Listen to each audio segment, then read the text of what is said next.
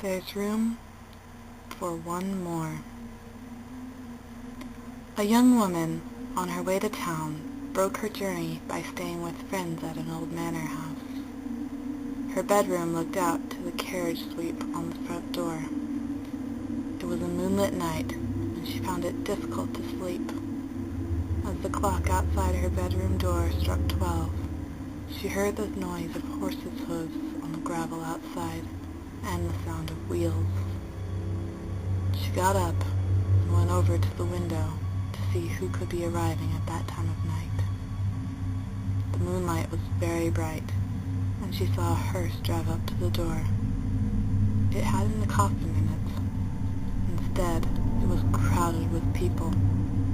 The coachman sat high up on the box. As he came opposite the window, he drew up and turned his head.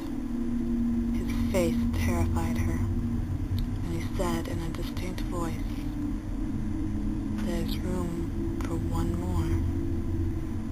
She drew the curtain, ran back to bed, and covered her head with the bedclothes. In the morning, she was not quite sure whether it had been a dream, or whether she had really got out of bed and seen the hearse. But she was glad to go up to town and leave the old house behind her.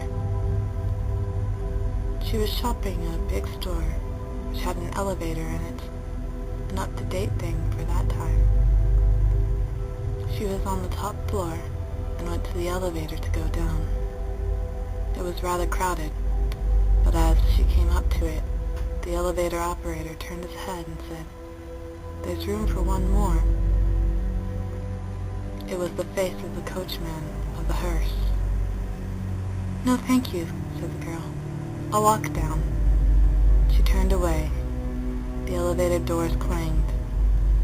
There was a terrible rush, screaming and shouting, and a great clatter and thud. The elevator had fallen, and every soul in it was killed.